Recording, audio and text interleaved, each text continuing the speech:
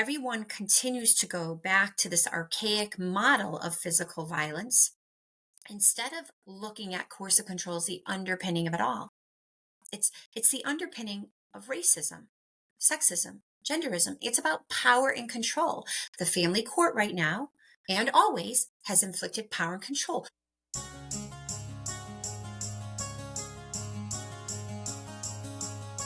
Hello, everyone. I'm your host, Dr. Shafer of Talks with Dr. Shafer.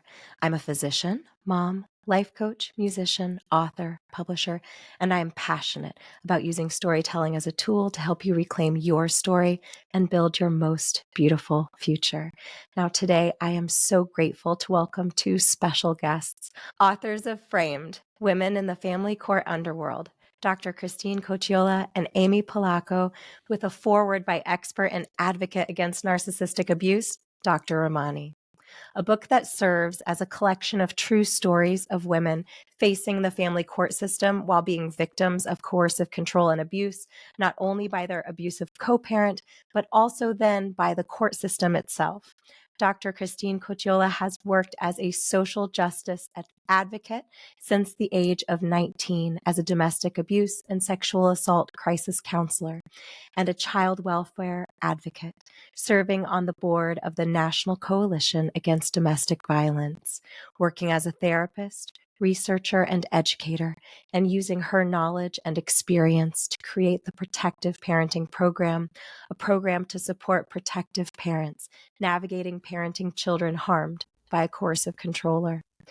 Amy Polacko is an award-winning journalist, investigative reporter, and divorce coach who survived her own narcissistic relationship, after which she formed Freedom Warrior Coaching to become the guide she wished she had along her journey. Amy earned a master's degree from Columbia University School of Journalism and was part of the Pulitzer Prize-winning reporting team covering the TWA Flight 800 crash for Newsday. She has coached hundreds of women going through divorce, runs a support group, and writes for national news outlets about coercive control, domestic abuse, divorce, online dating, and singlehood. We're so grateful to have both of you here on Talks with Dr. Shafer today to share your stories, how you are helping to bring to light stories of victims of the family court system and abuse, and how you're helping victims navigate the system and working to create meaningful change within it. Thank you, Amy and Christine, for being on the show today. Thanks for having us.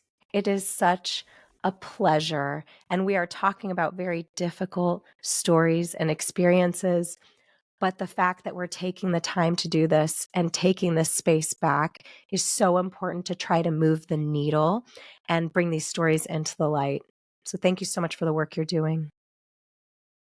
We just felt it was so important to get these stories out there. There's so many. Amy and I, we recently were talking about this experience I had at an event I went to, and we had someone who has worked 30 years in the field as a lawyer. And she sat down with me after reading the book and she said to me, "So these are the worst stories." And I'm like, "No, they're not actually. These are the stories." And so there's a whole world of people who do not really recognize what is going on right underneath our noses in the dark underbelly of family court. Exactly. Well, I'm so pleased you're here to share these stories. Now, what led to you in your own personal journeys to come to the place where you felt so passionate about doing this that you did this work? Because as we know, sharing these stories, one, just even having these conversations is very difficult for both the person who's sharing and for the person who's hearing, because many of us are coming with our own experiences. And then to gather these stories, to publish them, and to be such strong advocates for sharing them, that is such a wonderful act of love and a big endeavor. What brought you to the point to doing this? What is your story leading up to this development? Well, I think that it is definitely a passion project for both of us, and both of our own experiences led us to the work we do. And I know that when I experienced family court for the first time, I really was blown away, absolutely blown away. It was the twilight zone to me. I had a retired judge bragging about how much money they were making, mediating, and many things happened in my cases that made me see what was really going on. And I think after you see this and you learn from other women how bad it can get, you can't look away. I think even Angelina Jolie has said that about her own family court experience. And so you have to go back and, you know, pull someone up. I mean, I just had 2 consultations this morning with women for coaching, and they both said the same thing. I'm in the thick of it right now, but when I'm done, I want you to tell me how I can join the movement to help, because you're so shocked by it. And I think we both would share stories that were in our practices, and you would think we would be desensitized at this point, but you're never desensitized to it, because they've hurt our hearts. And we thought that if we could share this with other people, they would be just as outraged as we are. Yeah. Absolutely. Yeah. A little bit different. My story's a little different. I started doing this work and didn't even know I was a victim. Didn't I was with my partner, but I actually was doing this work my entire life. And then all of a sudden, little light bulbs were going off. I was actually recently asked, like, what was the one thing? And I'm like, oh no, there was not one thing. The trauma bonding happens. You go back, you attempt to try to, rectify the relationship. I think what we know is that victims and survivors show up is oftentimes highly agreeable and accommodating and conscientious. We work hard. Add in that I'm a therapist. My goal is to try to fix relationships, right? I mean, that's my livelihood, so I want to fix relationships. But I was teaching on the power and control wheel every semester in my college classes and never once said, wait a minute, that's why I have a lot of anxiety, or that's why I have these relationship dynamics. So I met my partner when I was 16, and all of Mm. the telltale signs of abuse were right there at 16. But of course, when you're young, you know, uh, I didn't grow up in a harmful family system. I grew up in a family system where all I saw was love and adoration between my parents. So I wasn't taught the red flags. I never saw the red flags. And so there's that side of it too, right? That you might actually just be totally unaware. And I have my own podcast called Perfect Prey, because I believe that perpetrators prey upon people who are highly forgiving, loyal, accommodating, try to work hard. Relationships matter to us, and they matter a lot. And we'll do just about anything to fix it. And then add in when you have children, right? I mean, how hard are you going to work at this? For me, I speak openly because, well, first of all, I have so much evidence against the perpetrator that I can't imagine. Well, I mean, maybe I shouldn't dare him, but anyway, I have a lot of evidence. So I just feel like if I can be a voice for other people and share that, oh my gosh, I was hoodwinked. Like I've been doing this work my whole life and I was hoodwinked. But also we have to remove the shame. I mean, people say, why are you so open? Or, do you really need, like, should you really be sharing all those details? And I don't share, believe me, I do not share all the details. But the Mm. reality is that we shame victims all of the time and we silence them. And if I can be a voice for other women or men, if I can be a voice for them, then I'm going to do that. I'm going to go down fighting. That's the way. If I go down, I'm fighting. So, Wow. Yeah. mhm. And I so appreciate that. And it's so brave. And I think I hear in your reflection this openness to say, everyone has a different approach, and that approach will change depending upon where you are in your journey and your healing and in court and et cetera in your life. Absolutely. There's no Yeah. judgment. Like just some people can share, some people can't. Some people stay, some people escape. I mean, not really escape, right? Escape is elusive, but the point is that there's no judgment here. We're just Mm. trying to be supportive and Mm. validating. And I think that's what sharing these stories does. And that's why I think what you're doing, your work is so incredibly important, because sometimes when we speak to people that are in our inner circle, or and we're having this experience in our life where we're having some realization as to what we're experiencing, this doesn't feel right. And we speak to someone in our life, they've also taken part in the lie. They've taken part in the false facade of our life. They may know our partner. They may be involved in our lives in some way. And we are challenging what they have accepted about us and telling them not only that we were wrong, which, as you said, it's kind of hard to see that victimhood in ourselves, and to accept that. And then we're also challenging people that we are seeking support from to be able to sit in our truth too, but it means they have to challenge what they believe to be true. And as we know in psychology, that can be really challenging. And so the reflexive response may be, oh, really? He's such a nice guy, because that's their belief and you're challenging their beliefs. And in that knee jerk reaction, it's so normal to say, oh, well, that's not what I know about him. Are you sure? And then the victim feels even more isolated they did before. Whereas when you just simply share the story in the way that you're doing so, in the safe way where you've changed the names, you've made it so women can share these stories of pain and abuse and control. There's no judgment there. It's just you can read that story and feel like someone's sitting beside you on your journey and not feel so alone in this process that's so isolating. I think that, one of the most interesting things we asked people to tell us, the contributors, is how did you meet your partner? So they take us back to the very beginning. And to your point, right? I think a lot of us can empathize with the love bombing, the gaslighting, and all of these things that if you didn't know, how could you recognize it? Because our culture teaches us that Prince Charming out of a Disney movie acts this way, right? And so we're really conditioned as women, especially, to, expect that if when we found the one, and who doesn't want the one or the soulmate, and they often use that. But I also want to say that, we wrote the book for three real reasons. One is to validate for women going through family court, you're not alone, you're not crazy. But two is preventative, so that women and even young men or older men dating, can recognize these red flags before it's too late, before you get to the point of these family court nightmares.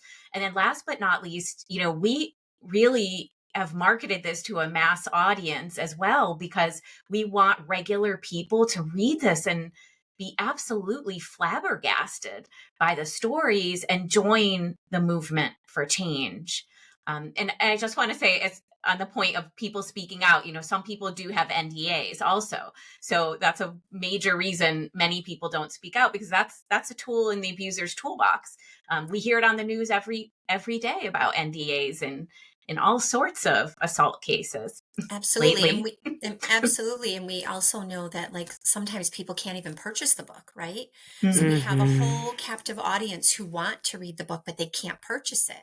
So Yeah. we're actually asking people to like call your local library. Your local library will put it in circulation. You can go to the library and read it. And Amy and I will be doing an audible. Hopefully it'll be out by January. But there's this understanding that you have to hide. We get it. People have to hide what they're reading. They have to hide what their personal experiences were, whether it's an NTA or otherwise, because they're not safe. That's the reality. Victims and Yeah. survivors are not safe. Yes, it's so true, and I appreciate you bringing that up. And you've been very cautious about this and discussing your book in other forums as well, about making sure that it is safely accessible, because even something like an Audible, be aware of what's in your reading list, because I myself have had the experience when I was trying to build my understanding. And this was years before your book came out. And I was listening to another book. And my partner at the time listened to the book and would even say, oh, I noticed you paused here, Oh, and interesting. shared that that book was read with their friends. And even their friends were then calling me and saying, oh, I understand you think this. How could you think this? And so it went from a private experience to a very public topic of discussion when I was just trying to arm myself with information. So I do think that's really important that we have these in libraries, and it's really a social service to provide these stories and information. Now, as you are gathering these stories, and I would love for you to share an excerpt from the book, is there a theme that's just weaving all of these stories together that you want to make sure that the readers take home with them? Well, I could quote Myhill and colleagues who talk about the golden thread of coercive control throughout all of these stories. And I prefer to call it the dark thread because Mm. golden sounds a little bit too lovely. But uh, certainly what we know is that these abusers, coercive controllers, narcissistic abusers, and let's be clear, this isn't narcissists, right? These are people who are narcissistic abusers. They are like on the scale of, 1 to 10, like they are way up there, 8, 9, and 10. As a matter of fact, Dr. Ramani often says that I work with the 9 and 10s, and these stories that Amy and I have, the 9s and the 10s, these are the people that are extremely harmful, right? But they're very prevalent in society. These, like we don't want people to also think, like, when you read these stories, what you'll see is that these people didn't seem bad in the beginning, right? They seem like relatively decent human beings. They're charlatans in society, right? And so I think it's just really important to point out that, abuse can be really oppressive and overt, but it doesn't have to always be that way. And it's that covert, not as oppressive and not as identifiable, that makes us all think that we are unstable, there's something wrong with us, and it's the gaslighting that occurs. And this is their favorite tool.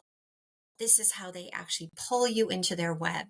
And so I always want to be sure that listeners are listening and saying, well, he didn't lock me in a room, or he didn't take custody of my children, or he didn't accuse me of doing this, or he didn't have me arrested. No, but what are some of the other things, the patterns of behavior that have been happening all along? And so it's about controlling other people. It's about coercing them and diminishing them. That's coercive control. Yeah.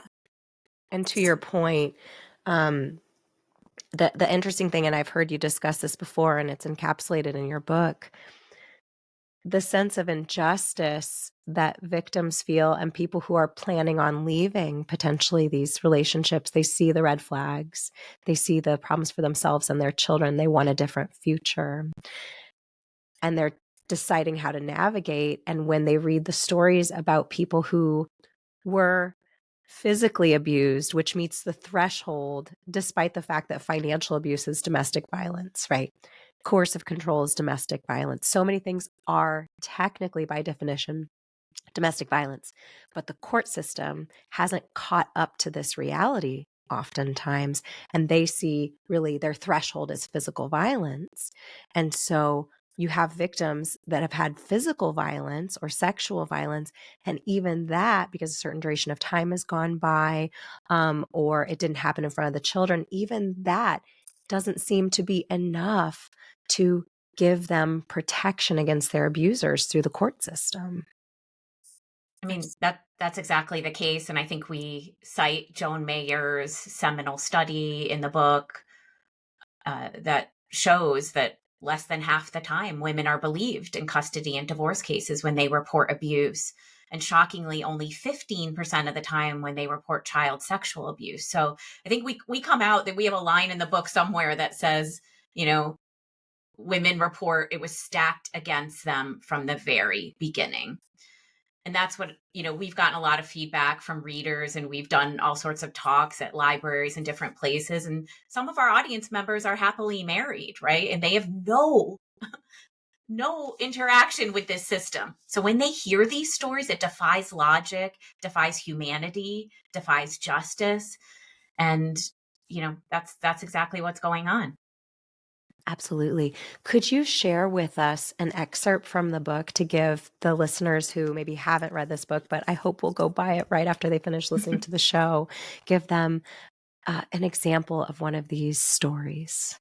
Well, maybe we both will read one, right? I was going to Yeah. say that, you know, yes, all of these perpetrators are a 9 and 10, right? But these cases kind of get worse, even worse, as the book goes on. Not to say that one is more horrific than the other, but some did not deal with child custody battles, but have been devastated financially and emotionally. And so this one is, I'm going to read a little excerpt from Michelle's story in the United States. Her chapter is called The Abuser's Playbook, and she is going into year 5. And the first line of her story is, "My name is Michelle and I want a divorce." And so this is just toward the end of her story. She says, "Recently, a parent coordinator, PC, was appointed, a new platform for my ex to verbally assault and abuse me, sending lengthy and derogatory emails to the PC, emails I have to read and pay an expensive attorney to read. In 6 months, she has made 2 decisions and read approximately 250 emails, 2 a day, from Jeremy. Yet no one is calling out the coercion and the way that he's using the system to further abuse me. When he's trying to force a decision in his favor, emails can get to over 100 per day. He even called the PC directly to threaten her and her office staff. My time in family court could go on for another decade. Without real legislative change across our country, way too many other women will be in my position, continuing to be abused by their domestic partner for years after leaving. Marriage in this country is a possession. The shocking reality is that many women don't have the right to get divorced. I think when you sign a marriage certificate, there should be conditions if you file for divorce. For instance, if a certain period of time goes by and you can't reach a separation agreement, it will be decided for you. Imagine how people would act then. It takes the power away from them." And don't get me started. It's a whole nother podcast on the threats to no fault divorce right now. Yeah. Those people who are suggesting it may not know or care that family court is already a mess. So to make it even more cumbersome for women, especially, and domestic abuse victims to get out of a marriage, it's a huge thing. It It's is, and it's certainly been something on my mind and something that I've been discussing with people who come from a variety of backgrounds, political affiliations, and I think when you get down to these issues, they shouldn't be political issues. It's more personhood issues. And if we set up a system that makes it so that one person is unequal by default, what kind of system is that? And the reality is, if we take a step back, we're already in that system because we already have financial inequality. We often are dealing with relationships where one of the partners was staying home. Often the woman did not have access to financial freedom, didn't have their own accounts, their own money. So you're already going into the system that way. So even just to start the financial battle, how do you even hire a lawyer if you don't have your own credit card and it can be taken away from you? And it's interesting because there's so many laws that say you can't take the money out of the bank account, right? Your spouse can't do that when you file. But it happens every day, and there aren't necessarily consequences for that behavior. That's right. That's right. Consequences. There's accountability issues we have across the system. I would say across all spheres. Like the family court isn't held accountable for what they do, right? I mean, judges can actually act maliciously and still not be held to account due to a piece of legislation that was passed in 1607 that gave them basically carte blanche to behave however they want to in the family court system or any court system, frankly. I thought that before I jump into I was going to share a little bit about coercive control in general, but I wanted to share that I have two colleagues who went to a guardian ad litem training yesterday, and they basically, I mean, the text I was getting, I was fuming. It basically statements by guardian ad litems in this training where she needs to get over it. He was abusive, but she needs to move on. Um, and they were asked, one therapist who sees people for co-parenting counseling was asked, do you ever get in a situation where you're not comfortable, particularly like if maybe one partner strangled the other partner, which is the number one precursor to death, right? And she said, oh, no, no, I would never meet with them in person. That would be too scary for me. It's all virtual. Yet the child is made to have repair therapy with that abusive partner. And so this is the world we're living in. I would say of course, it's institutional betrayal, right? We know that, but it's coercive control inflicted by the systems. And so I just want to tweak something because I think we need to really look at all abuse through the coercive control lens. So we have 7 states now in our country that have codified coercive control as a form of domestic abuse. And that's a start. So that means those 7 states, if you haven't suffered physical violence, you've had 3,000 harassing emails, you have suffered abuse. I guess my case was a little bit too early because that would have worked for me, perhaps if they actually used the piece of legislation. But here's the problem is that we have 43 states that unless you've suffered physical violence, and the other issue is that everyone continues to go back to this archaic model of physical violence instead of looking at coercive control as the underpinning of it all. It's the underpinning of racism, sexism, genderism. It's the underpinning. It's about power and control. The family court right now and always has inflicted power and control. We have Saunders' study that actually affirms, and multiple studies that affirm, that judges think that there's a hierarchy in society, that women lie all the time, that abuse isn't actually that harmful to children. And so if we have systems that actually believe this, and then a GAL training yesterday, I was looking up the text. I mean, horrifying, horrifying circumstances. So, I mean, we could probably talk about it for hours, but I will read a little excerpt. So, this is my intro, a little bit of my intro. As a concept outside of academia and in the general public, coercive control has only recently begun to gain traction among professionals who work with individuals who have experienced domestic abuse. Perhaps some of you reading this book have not heard of the concept of coercive control. Cases such as that of Evan Rachel Wood, actor and ex-girlfriend of Marilyn Manson, Amber Heard and Johnny Depp, and Gabby Petito, who was murdered during a cross-country trip with her boyfriend, have shown a light on this lesser understood underpinning of abuse, as has the #2MeToo movement and related activism. Coercive control, now widely known to be the foundation of all domestic abuse, includes tactics that encompass the realm of psychological torture and the diminishing of an individual's autonomy. I see coercive control as the underpinning of all abuse, with one individual or a group of individuals exerting power over another or others, using a victim's vulnerabilities against them. It occurs in intimate relationships, but as you will see from these stories, oftentimes the systems are complicit. Physical violence is not the defining characteristic of coercive control. A pattern of coercion and control is the defining characteristic of coercive control. This exertion of power crosses time and space, happening both within and outside of the relationship. It is often nuanced and insidious with the intent to diminish a victim's autonomy. It may be overt or covert, and abusers do not discriminate. It is not an exaggeration to liken it to terrorism, and experts who have investigated the mind-bending reality of prisoners of war call it exactly that. Thank you so much for sharing that. And I think it highlights something to crystallize the importance of this book specifically, because there are other books that talk about coercive control that try to provide stepping stone information, resources to help someone leave when they're ready, right? But the reality is, okay, you leave, you file for divorce, you separate, you get a child custody order. It's not over then. The abuse is not done. It will continue. And unfortunately, for many women, the threat to their safety, both mental and physical safety, and the safety of their children is still ongoing, yet they are having to navigate a system that is pushing an agenda that may, on the face of it, be the easiest thing for an overwhelmed court system, but it's not in the best interest of the human beings involved. I wanted to bring up a story that actually just came up this past weekend. I'm a female physician, and I'm a big advocate for understanding of domestic violence and abuse and shining a light on it in groups of people that we often don't think of as being potential victims, because we know it doesn't just choose a certain socioeconomic class, a certain race, a certain level of education.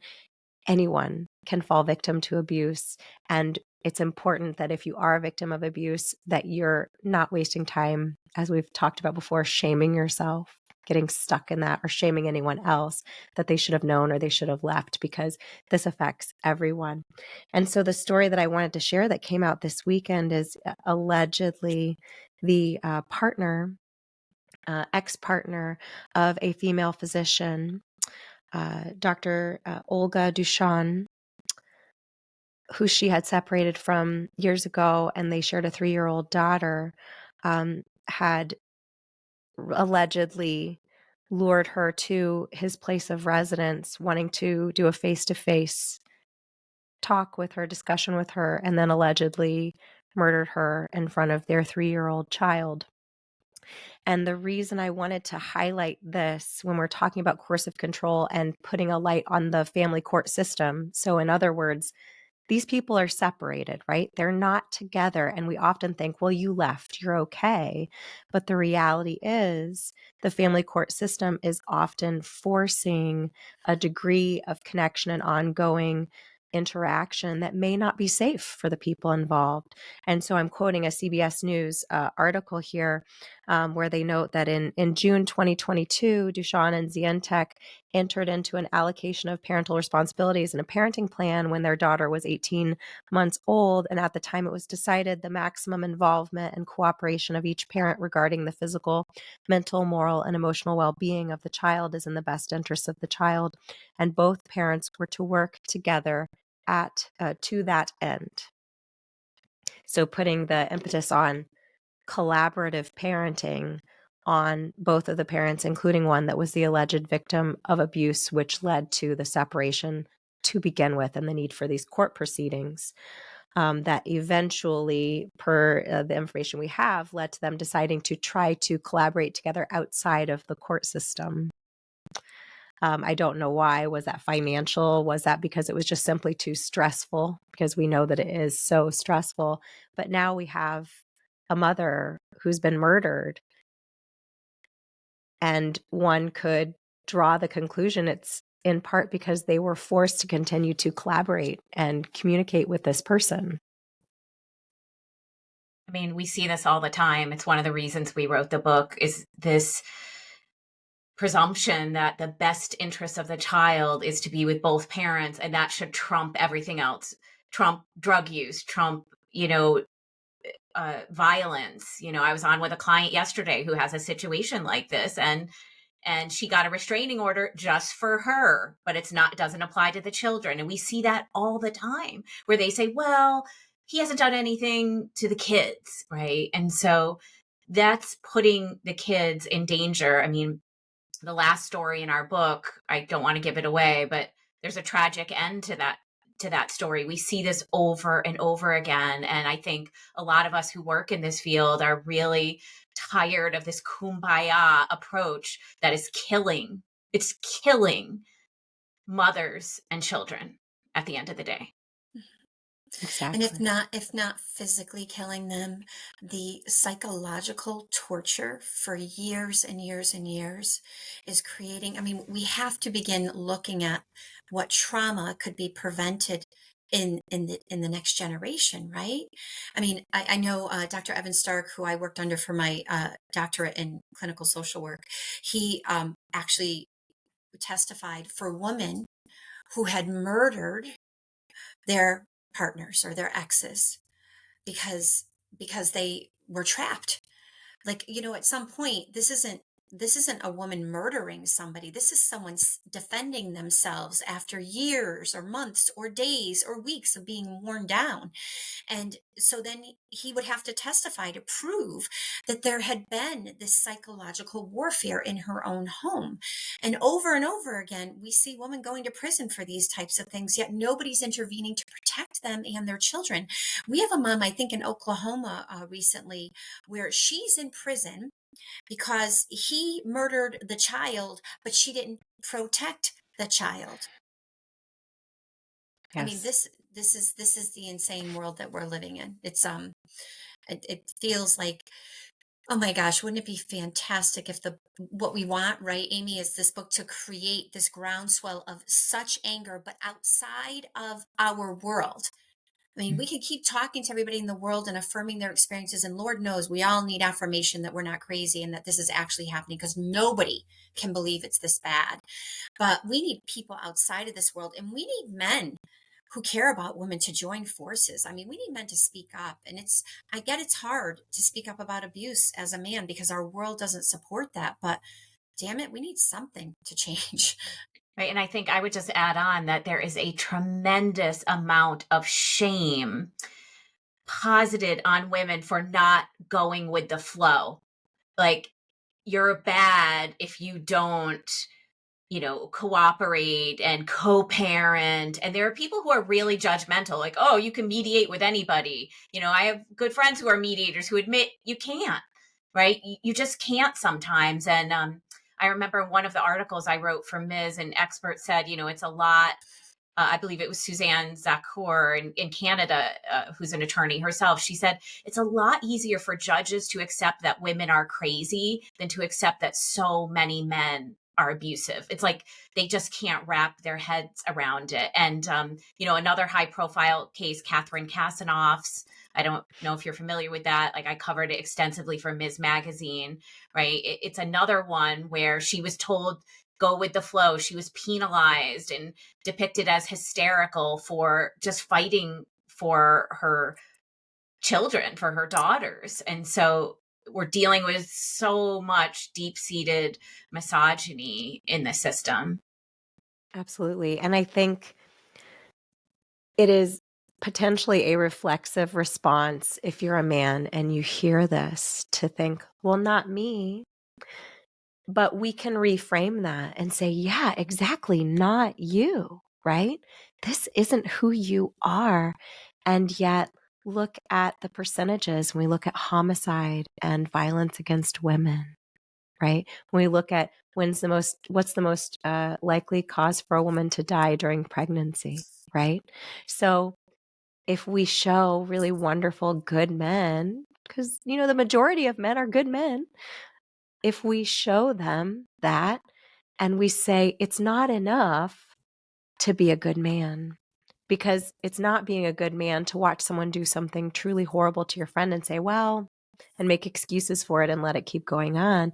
To be a truly good man is to say, no, this is not how a good man behaves, and I don't stand behind it, and I'm going to educate people about this. So I love your focus on that, because when we talk about these things and the perpetrator is a man, we really hope that we communicate it in such a way that they understand we're not coming after you guys, right? We're not coming after good men. We want to, just like you said, we kind of want you to get upset about this, right? We want you to feel empowered to work for women, work for the amazing women in your life, and help make sure that this happens less often and hopefully eventually never to women. And that certainly our court system isn't supporting it happening and reinforcing it. Yeah, we actually write about that on the back of the book. We say this could be you or your sister, mother, child, or friend. These are 5 alarm warning stories from real women around the world. And, we're so grateful Tina Swithin wrote our epilogue from One Mom's Battle. This book should be a prerequisite for all women. And she goes on to say, before marriage, during marriage, and after marriage, right? Yes. And of course, Dr. Ramani's quote, this book will be a wake up call, taking the concept of coercive control and giving a face and a name. Hmm. Yeah. It's so incredibly important. And again, I encourage everyone to buy the book, give it, we're coming up into the holiday season. We kind of don't want to talk about things, right? Like this. We want to talk about other things that bring us joy. But what could be more joyful than a world where we're not worried about children and women being harmed in this way? Because there's no joy when this is what your life looks like. It's hard to find the joy in your day and to keep going when you are fighting this battle day in and day out. Now, something you've mentioned about empowering people outside of the realm of the victims and the survivors to make a difference. I know you've both been very active. I've heard you discuss, Jennifer's Law and other ways to try to educate law enforcement and people who take part in the legal system to try to move the needle in this. Tell me about how we can do that so we can not just blare out the information about what's going on, but also make effective change. Well, I mean, Cadence Law was passed in 2022, and it needs to be passed in every state. And there are measures to require education for judges, to limit the use of reunification therapies, and to protect children, like Kata Mancuso, who it's named for, who was tragically killed when she was in an unsupervised visit with her father, which her mother begged to prevent. So people can get involved with the National Safe Parents Organization, which is really leading the charge. And yes, there are protective parents on the monthly calls. We were on the monthly call this month. But, there are also allies on there. So you can do that. And To continue on the back of our book, I just want to mention that the last line says, "We hope you gift a copy to the women you care about. They'll thank you later," because we need everyone. It's a grassroots PR campaign, right? It's that we need everyone to share this. So it is a great gift in the holidays. But a lot of these things are happening on the state level. And we also talk about, I'm sure Dr. C will pick it up where I'm leaving off, about believing survivors and supporting them, right? That's part of our call to action. Absolutely, absolutely. And I think one of the things that we actually are hopeful for too is that maybe people in individual states, and we have the UK, Canada, and Australia also. We have stories from those countries also, and but what we're hopeful is that maybe people in individual areas who perhaps have the ability to purchase a large amount of books and give them to nonprofits. So, how do we ensure that this book is getting into the hands of other people? I mean, certainly call your local library, just ask them to get it. They will get it in circulation. There's no cost or fee for that. If everyone listening did that, that would be amazing. But the next step also is that if you're someone who's looking to donate money to some good cause, you could certainly purchase books for an agency or even a college campus. I mean, again, these are warning signs. Nobody goes into a relationship thinking they're going to be in a relationship with an abuser. These abusers don't show up with signs. They don't have something stamped on their forehead, "I'm an abuser, watch out for me." They're super like emboldened and create a space where people fall into their trap very readily. So, and even the most savviest of us, even the most educated in this topic, and certainly there's no shame in that. The abuser chose you. Remember that. You were chosen. So, That's so important to understand and to not take that shame and blame upon yourself. Now we can take accountability for things that we have control over, right? We can say, okay, this is what has gotten me to this place. And what do I want to do next? But the shame and the blame aren't going to get you to that point of making choices that will actually get you safe and help you. And when you were talking about that, I love getting it into local places where it could help people. And I was thinking about my own women's resource center. So I'll be certain to order copies for them because they offer incredible resources where I live in Petoskey, Michigan. And it came to me the visualization of, when you go in to see your physician, your primary care physician or your OBGYN, and you've got all these magazines, how amazing would it be to have this book there? And even to have it like a checkout system, an honor system where, yeah, you can take it if you need to, and you can read it in the bathroom or you can borrow it and drop it off at the office, if that's a yeah. safe way. I think that And would be, every lawyer and every GAL. And yeah. Amy and I passed off a couple of books recently to an attorney and to a GAL, knowing full well that as they walked by a garbage bin, they were probably dropping it in. We hope Mm, not. But no. when you're dealing with people who do not see the abuse, and we're sitting there witnessing it right there in the court, we're seeing this dismissal or diminish of a victim's experiences, and we're watching it, and then we go to them with the books, and we're hopeful, right, that they didn't do that, but there's sadly blinders for a lot of people. Yeah. Mm.